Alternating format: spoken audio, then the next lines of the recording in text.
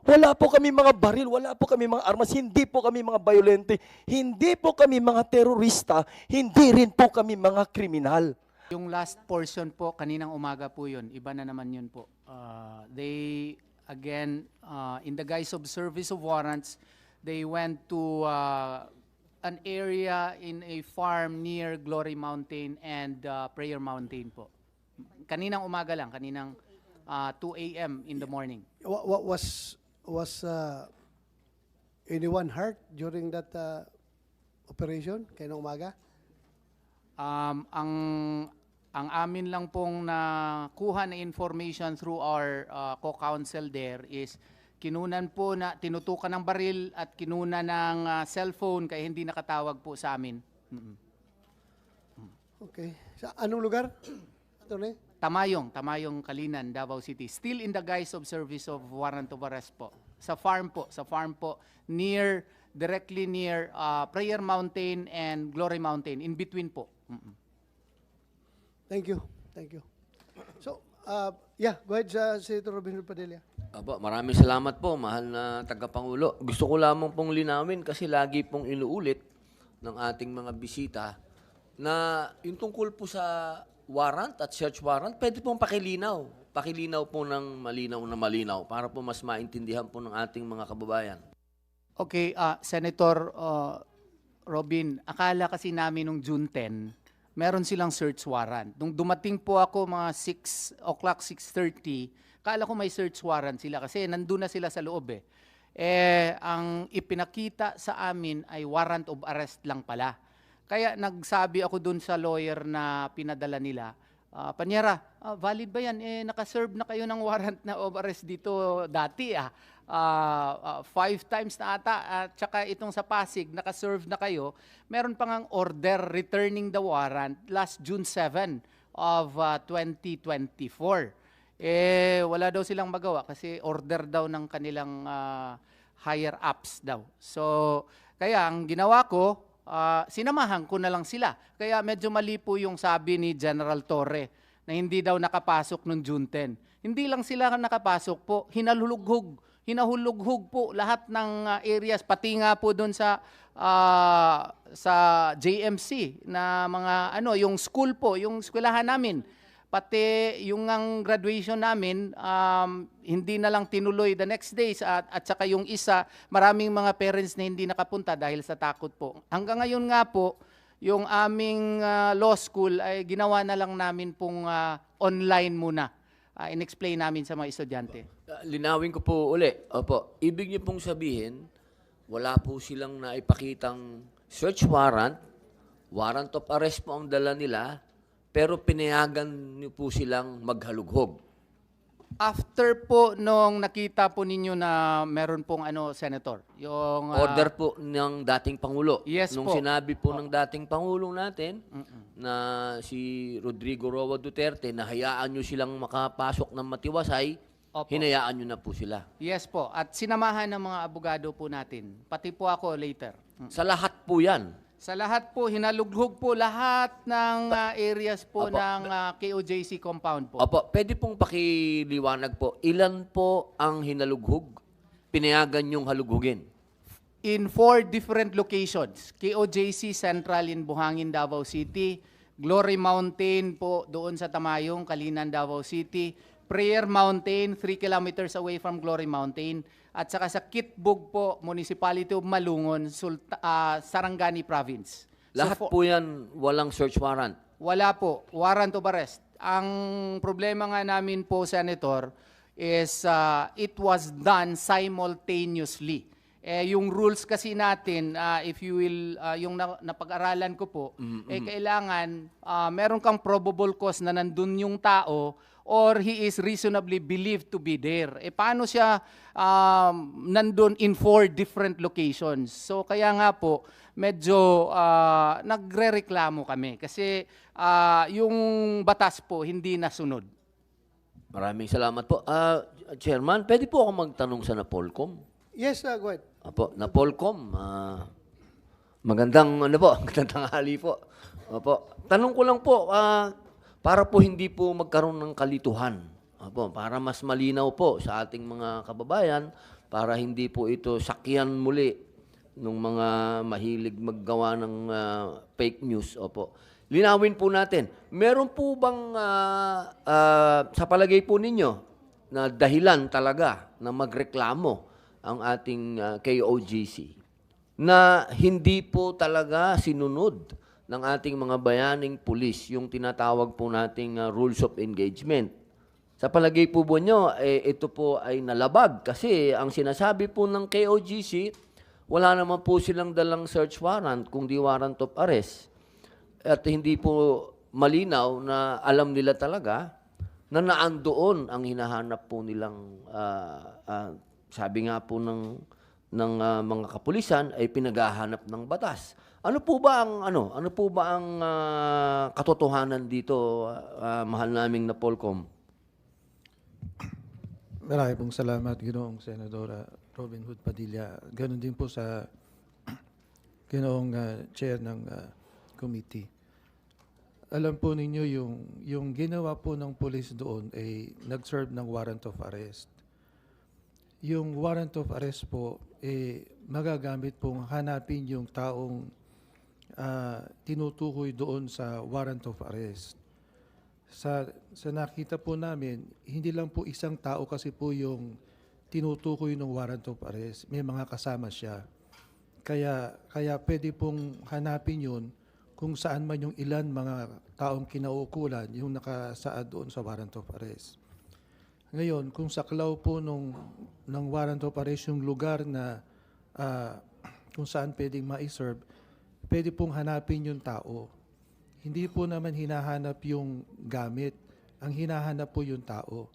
Kaya sa katunayan nga po, nasa saad din sa rules of court, doon po sa service of warrant, pwede po talagang pumasok kung hindi sila papapasukin sa ano. Tinalakay po natin yan nung pinag-usapan yung hearing doon sa pagsaserve ng warrant, doon sa Pande, Bulacan. Dito rin po sa hearing ng Senado, sinabi namin kung merong warrant of arrest, enough na yun na makapasok yung pulis sa loob. Subalit, kailangan lang na may protocol. Sa nakita po ng NAPOLCOM dun sa video footages, lumalabas naman na naka-restrain yung mga pulis nga. Sila yung ni-water cannon, sila yung napagbuhatan ng kamay kasi nga, kahit na ating dating Pangulong ang dating Pangulo sinabi nga na pwede talagang makapasok kasi may warrant of arrest. Nangangahulugan po na yung mga kinaukulan din nagkakasundo na talagang pwedeng pumasok sa loob. Kaya lang po siguro napilitan pumasok kasi pinigilan sila. Alam po yun. With the permission of Senator Robin Hood Padilla. So, mabilis ang usapan. PNP, sinong pinagdudahan nyo at that time that you personally believe nandoon sa Prayer Mountain? Sinong nandoon? Because Pastor Kibuloy, kung siya talagang, sabi nyo, hindi lang siya ang target ninyo. Kasi kung siya ang target ninyo, he cannot be omnipresent in all those locations that you are searching for him. So, ganito, 5 locations ang simultaneously ni-raid ninyo para ma-serve yung warrant of arrest. Sino ngayon ang hinahanap ninyo doon sa unang-una, yung sa Kingdom of Jesus Christ sa Davao City? Sinong hinahanap doon? Sir, Your Honor, our Chairman, wala po sa akin yung listahan ngayon. But I just want to clarify, 6 po kasi yung warrants of arrest. 6. Hindi lang po si fugitive Kibuloy ang hinahanap natin, but 5 others po na co-accused niya sa non-bailable offense. Kaya nga, I am asking the PNP, I am asking you, kung sinong hinahanap doon, sinong hinahanap dito, sa 1, sa 2, sa 3 na mga areas. Para klaro tayo na hindi kayo fishing expedition because as alleged by Attorney Torion, that is quite an obvious fishing expedition kung itong 5 hinahanap ninyo doon sa 5 lugar din. Dapat klaro ang impormasyon na Si Pastor Kibuloy andito, si another suspect andito. Kasi kung, it's very hard to explain, no? It's very hard to explain kung bakit simultaneous yung mga lugar na yun na pinasok ninyo kung ang hinahanap ninyo si Pastor Kibuloy lang. As you have said, 6 ang hinahanap ninyo. So I am tend to believe na yung 6 na yun distributed sa 5 location. Kasi they cannot be present in every location. Di ba? That's really true, our chairman, no? Ang sinasabi ko nga doon sa warrants of arrest at pwede silang tumakbo anytime. Ang ano po na natin, they have the same address as inaano natin, but we have the intel reports that the people are hiding in these places po. And I don't have any reports na hindi wala sa akin yung intel report, but that's confidential reports. Nandito po yung mga 6 na to, dito po nagtatago sila, dito sa mga different locations po. So far, as we speak right now, out of the 6, ilan na accounted ninyo? Sir, isa lang po ang nahuli po natin. Isa Opo, pa lang? nakakulong po siya sa amin. Hindi po pa siya kasi non-bailable offense po siya. Yung 5 kasama si Pastor Kibuloy at large pa rin? Opo, with a valid warrant of arrest. Valid po siya hanggang ngayon. And just want to make clear, valid po yung warrant of arrest po nila, our chairperson po. Okay, so isa lang ang accounted. All others, wala pa. Wala pa po. They refuse to surrender po. They refuse to surrender. Kaya that's what we call them, fugitives of the law. Okay. Mr. Chair, Yes, go ahead. Carlo po. Katiil. Yes, Brother Carlo Katiil. Yes po. Thank you po, Yes, go Mr. Chair. Resident Minister po ng Kingdom of Jesus Christ, Central Headquarters. Our resource persons here, the police officers, were not there during the June 10 po. So, I don't think so. They don't know what really happened. I was there po, personally po, June 10. Kung nakita mo po yung video, ako po yung unang sumampa, humarap po sa police. Mr. Chair, nananalangin po kami sa time po na yon. Dinistorbo po ng mga kapulisan na para mga barumbado at parang susulong po ng gyera, complete full battle gear po. Kaya po nagtakbuhan po kami doon sa gate. Sabi po ni General Marbil, Mr. Chair, we used women, children as human shield. Akala po namin, Mr. Chair, magaling po yung mga intelligence po ng ating kapulisan at pinag-aralan po nilang mabuti. Natural po, Mr. Chair, nananalangin po kami. Whole family nandun po lahat. Nung inakyat po nila, Mr. Chair, ang aming gate, ang aming pong response, kami pong lahat, kasabay mga bata, tumakbo na po kami doon to defend our place. Bakit? Nung una po akong sumampa po doon, Mr. Chair, hinanapan ko po sila, ano po ito, para saan po, may dokumento po ba kayo? Pwede nyo bang mahintay ang aming mga lawyers? Hindi po sila nakinig, Mr. Chair. Hindi po talaga sila nakinig. They really pushed themselves na gusto silang pumasok. At kami po, mga inosente, sabi po nila, pwede po daw kaming armasan ni pastor ng mga baril. May private army po daw kami. Yun ang intelligence report po nila. Pero nakita nyo po, wala po kaming kalaban-laban. Mga inosente pong missionary na mga bata, matanda, na until now po ay natutroma. Kayo po, Mr. Chair, mga officials, may mga anak po kayo. May mga magulang po kayo. I do hope hindi po mangyari sa grabe pong trauma. Until now, yung mga bata po, makakita po ng mga police in uniform, men in uniform, sumisigaw po, nanginginig po.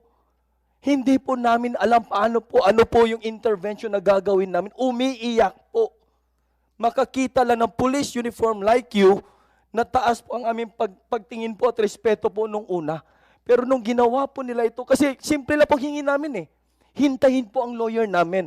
And we have our Kingdom Property Administrator na si Pangulong Rodrigo Duterte. Ni isa sa kanila, hindi man lang po tumawag kay President Duterte. Kami pa po ang nag-initiate na tumawag, Mayor, President, ito po ano pang gawin namin? Kasi nga siya pong administrator, magpaalam po. Yun pong alam namin na batas. Kasi for 4 times, pabalik-balik na po sila dyan. Nagsuserve po ng mga search warrant, mga warrant na yan. Pinapatuloy po namin kasi ayaw po namin ng kaguluhan. Peace-loving people po kami, sir, ma'am. At eskwelahan po yun, simbahan din po yun. Wala po kami mga baril, wala po kami mga armas, hindi po kami mga violente, hindi po kami mga terorista, hindi rin po kami mga kriminal. Until now po, yung mga pulis po nila doon, nakakalat, tinadtad po ng checkpoint, harap po ng aming compound, sa gilid, kinasing na po nila kami. And when we approach them, magtatanong lang po kami, Sir, ano pong pangalan, pwede po bang makuha ang ID niyo? Kasi para masiguro lang namin kung pulis ba yan. Pwede pong NPA, magdamit lang po ng pulis, pwede pong iskalawag, pwede po preso na pakawala, damitan po ng pulis, magpiring, wala pong makita mata. Magtatanong kami, maghingi ng ID, police badge number, wala pong may pakita, magtakbuhan po para pong walang narinig. And then, according to General Torre po, sabi po niya na panggabi lang po yung checkpoint, hindi po 24 hours po. Nandun po kami sa harap, nakabantay po, kami po ang nakasaksi. And then, may kakulangan po ba tayo ng pulis? Binagsak po doon sa Davao City, sa harap po mismo ng aming compound, lahat ng mga pulis. Bakit may Region 10 po doon? May Highway Patrol Group pa, may HPU, may Regional Mobile Group pa, DCPO, PNP Region 11, taga-barracks pa. Nagkampo na po sila doon sa harap ng aming compound po, sir. Grabe po ang pag-terrorize at ang trauma po naramdaman po namin, lalo na po ang mga kabataan. Kung may mga anak po kayo at may mga konsensya. Nagsisigaw, parang nababaliw po yung mga bata namin doon, sir. Ano pong gawin po namin doon, sir? May intervention po ba kayong in-offer? Akala po namin na pinag-aralan nyo, napag-aralan nyo ba through your intelligence na simbahan yun, community yun, marami mga pamilya-pamilya doon. Eskwelahan din po yun, sir. Marami po mga estudyante doon. Kaya hanggang ngayon nagbabantay po kami. In disguise po ng police visibility, in disguise po ng pa-checkpoint po ninyo. Hindi po kami mga bobo, sir. Alam po namin kami po ang pakay nila. Tinatanong bakit kayo nakatakip ng mukha? What they did po, sir, tinotraumatize, tiniterrorize po nila kami doon na nakatira. For 40 years po, Mr. Chair, nakatira po kami dyan. Past administration po, wala pong ganitong nangyari sa amin. Okay. Wala po. Alam mo, I've been a Davao City Police my whole life bago ako naging chief PNP, bago ako napunta ng Krame. At noon, kapag kami magkakandak ng checkpoint sa highway, alam niyo, ang mga tao magpapalakpakan. Tuwang-tuwa sila na may pulis dyan nagkakandak ng checkpoint. Marami maghatid ng tubig, maghatid ng pagkain, dahil mahal na mahal kami ng taong bayan ng Davao pag nakakandak ng checkpoint. Ngayon ko lang narinig na ang mga Davao-inyo pala ay matititerrorize na pag nakakita ng pulis na nag-checkpoint. So, it saddened me to know. Masakit po sa puso namin, sir, actually, sir. Ganun na pala ang tingin ng Yes po, sir. Mataas po ang respeto namin, sir. We really supported the police, the men in uniform po. Pero ngayon po, sir, sa ginagawa po nila, sir, para po kami mga terorista, para po kami mga criminal, sir. And we are just living there peacefully po. And then we are just asking simple questions. Karapatan po namin to get their names po. Yeah, Karapatan po namin yan, pero sir. sana ngayon, we are living in a different circumstance. Very different ang circumstances ngayon natin. Kaya ako'y nakiusap sa inyo at saka sa mga membro ng inyong simbahan. Please do not totally detach yourself from the police. Huwag sana kayong totally mawalan ng respeto, mawalan ng ng trust sa kapulisan natin. Please ako nakiusap lang ako. Pareho tayong taga Davao eh. Pareho tayong taga Davao. Ako masakit sa kalooban ko na yung pulis pala sa Davao hindi na pagkatiwalaan. Well, you know, we build that trust between the police and the community for a very long time. Alam mo kasi natin yung policing doctrine na the police is the community is the police. Mahal ng police ang kanyang komunidad, mahal ng komunidad ang kanilang police. Ganyan po ang treatment namin sa Davao noon. Ngayon parang kalaban ng pulis ang community, kalaban ng community ang pulis nila. Sana ma-fix natin ito. Nakikinig ngayon dito ang ating RD ng Region 11. Please, balik natin yung trust ng taong bayan sa ating kapulisan. There's only, ang ating hinahanap is only 6 na mga suspect. Pastor Kibuloy, and 5 others. So sana, sa in your quest na mahuli itong 5, you do not alienate the whole Davao community from the PNP. Yun lang sana. Paintindihan natin taong bayan. Ito lang ang may warrant. Ito lang ang aming hinahanap. Masakit man sa kalooban ninyo.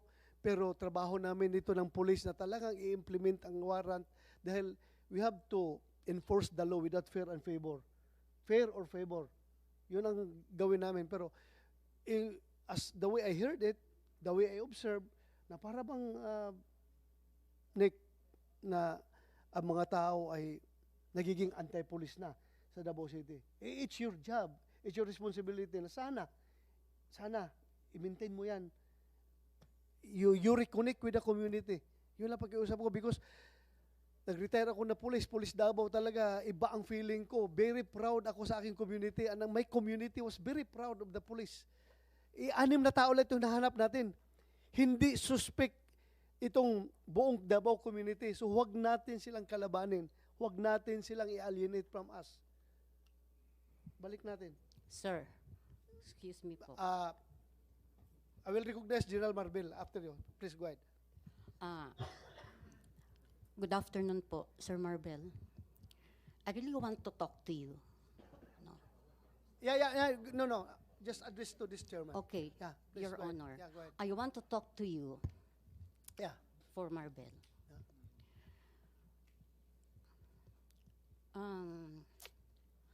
Police officers, we love you before. Not only police officers, Dito sa akin lang, sa but men in uniform, we love you before. Why? We are religious people and we are before secluded to the outside. But because of maraming mga haka sa amin doon, sa loob, baka nagsisabo kami, yung may haring sa loob, etc., etc. In fact, it was former Rodrigo Duterte I will cut you short. Yes. Hindi ako naniniwala na nagsasayabu kayo sa loob. Laruhin Pero ko. yun ang Laruhin ko, haka-haka. wala. Yes, sir. Hindi mangyayari yan. Yes, kahit ipa-hair From my flip wildest pa kami, imagination, hindi ko maisip na kayo gumagamit ng sabo. Yes, Hello. sir. So I doon promise tayo, you. sir, ha? Oo. But yan ang naririnig namin noon pa. In fact, it was President Rodrigo Duterte, the former president, to advise us, Pastor, please open your gates to others para makita naman nila kung ano kayo nasa loob. So it was Pastor also who oriented us. Parang i-orient na kami na we cannot detach ourselves to others. We might be there, pero kailangan natin ipakita. Kasi sabi niya, let your light shine upon men that they may see your good works. But they cannot see the good works that the kingdom is doing. So, balik tayo doon sa mga men in uniform. It was this group that Pastor embedded into our hearts that we should love. Why? Anong sabi niya? Ito sila ang nag-lay down ng kanilang buhay to protect our country. Doon hindi kami familiar sa mga men in uniform before. But we started following pasok. Kaya pag nakikita namin sila sa daan, mga ganun, nagbibigay kami ng food. Alam niyo yun, nagbibigay kami ng food, etc. But, sorry to say, Mr. Marbel, true ba to? Senator Bato, sorry to say, overnight sinira ninyo yung mga values na ipinunla ni Pastor sa aming mga puso. You said, sana maibalik namin yung, I hope in time because mayroon namang healing time. But this time, we want to be heard. We want to be, gusto naming pakinggan. Buti nga, sabi nyo kanya, lahat may boses. Okay, kami may boses, wala kaming kapangyarihan tulad nila. Nasa kamay nila ang kapangyarihan ng bansa. Nasa kamay nila ang kapangyarihan to do what they want. No? O, sabi nga ninyo, nag-serve sila ng warrant of arrest. Given. O, kung may kasalanan, sige. Allegedly, allegedly. Kung may kasalanan, warrant of arrest, go. In fact, Senator, gi-challenge ko sila. If you want to know who we are and what we are, come live with us, libre. Pero nag-expire na yung challenge ko sa kanila. Hindi na pwede ngayon. Oh. So, come live with us so that you will know who we are and what we are. Sabi ko gano'n, hindi kami dito prostitute, hindi kami bangag, walang tuni-tuniladang shabu sa aming lugar, yun lang allegedly, nandyan yung mga iwawarant ninyo, arrest ninyo. Why will you put into compromise and risk public safety? We are part of the public, we are a community there. Thousands, may mga bata, may mga matandang palliative, may mga senior citizens katulad ko na nakatira doon. For how many long years we've been then? We are toiling that property by blood, sweat, and tears. Tapos maririnig namin na i-invade, kukunin. Kayo, Sir Senator, what will be your first reaction? Ilang beses lang nag-serve ng warrant of arrest? Out of respect, with due respect, Sir Marbel, sa mga tauhan mo, we receive them, sir. With Dito sa due akin. respect. Dito sa akin. Sige. Yeah. Oh, sir, sorry. I'm not used to it. That's one. So, we receive those, yung mga warrant na deserve nila. But this time, from the words of Sir Abalos, nag-serve lang naman kami ng warrant of arrest. Parang kami pang may kasalanan. Ang batas ay batas. Ang may kasalanan mananagot, correct. Ang batas ay batas. Ang may kasalanan mananagot, doon kami. Oh. Pero, iko-contest ko yung sinabi niya, nag-serve lang kami ng warrant of. Hindi kayo nag-serve lang ng warrant of arrest. Nilusob ninyo kami in a horrible and terroristic way. Busloads and truckloads of men in uniform. Madaling araw, tulog pa ang iba, kagigising namin. Sige kayo mga kagbawan, ikaw sir, lulusobin ka ng what will be your first reaction? Aba, ibibit-bit kami ng Biblia, tapos, oy, sabi sa Word of God, ganon? No! Kayo, may mga pamilya kayo, what will be your first reaction? Of course, we need to defend. Tapos sasabihin pa na, ginawa naming shield ang men at mga bata doon. It's not, we are shielding our property. We're just executing our rights to defend our property. Tapos, ganun pala. In fact, sabi ko sana, mayroon kayong proper na document. O sige, may search warrant kayo. Sige, pati septic tank namin, i-open namin sa inyo. Silipin ninyo lahat, i-guide namin kayo. Saan niyo gustong pumunta? Sir, sabi mo na, time will, ibalik ang respeto sa kanila. Nandun pa rin sa kaibuturan ng puso namin, nandun pa rin ang respeto. But, ang hurt at ang hurt na inflict ninyo, tuwing nakikita namin ang mga bata namin, in fact, ngayon, Senator, nag-organize kami ng psychometrician. Kasi yung mga bata, makarinig lang ng mga wangwang ng mga pulis, manginginig. Even I, sa katandaan ko ito, pag marinig ko ang kanilang wangwang, I cannot explain my feeling. I want to hate, pero hindi pwedeng i-hate. Yan, ang mga nanay namin, gusto namin ilabas dalhin sa doktor. Ayaw, kasi may mga pulis sa labas. Noon, pag makita namin ang pulis, tama ang sinabi mo, we are happy. We feel secure. You people, we feel secure because you are there. No? You are there sa kalye, nagbabantay sa amin. But now we don't feel secure. Nandun sa vicinity, yung iba sa kadamuhan, tapos may mga drone doon na nagsisiliparan. Kahit sa bundok, sir, mayroong drone. Mayroon pa doong mga foreigner, itim, puti, nagpapalipad ng drone. So, what are we now? A divided nation? A divided Filipino citizen? Kung we feel insecure and threatened. Para pala kayong Marawi Siege doon, may mga puti yes, na parang ganon. mga foreigner na kasali sa operasyon. Mayroon. Ha? Oh. Pumupunta doon in the guise of, mayroon pa sir, yung kino-question ng mga intel ninyo doon sa amin, nasaan ang kuweba, nasaan ang tunnel. Pati kami, anong tunnel, anong kuweba? Kung tunnel ang hinahanap nila sa Diwalwal, marami doon, Senator, wala doon sa amin. Thank you, ma'am. Thank you very much. Thank you for that. Our chairperson. Yeah, Our you may respond. Can I be allowed PNP. to for a police? I have something, but I may be allowed that I should leave the. But Yeah, can go I read a simple message? Go ahead. Continue. Una sir, nagpapasalamat po ako dun sa inyo at dito sa ating committee, and of course dun sa tao natin nagpakita po ng video. It only showed that we not more than maximum tolerance ang pinakita nyo pong pulis kahit nabasahin na masaktan. Talagang we followed po. We have yung mga body cams na meron po kami, and sabi ko nga dito sa Directorate for Operations na ipakita natin body cams if we really violated any human rights. But what we saw right now, talagang that's a human rights sa mga pulis natin na nasasaktan, yung binasa natin. And that's against yung rules 113 ng Section 11. No? But I've already, si Vice Chairman Bernardo also already spoke regarding this. With regard po dun sa valid warrants of arrest, so make sure na valid po yung warrants of arrest na to up to now. No? You have 3 months na dapat na motion to quash, not against us, but dun sa RTC branch 159 ng Pasig City. No?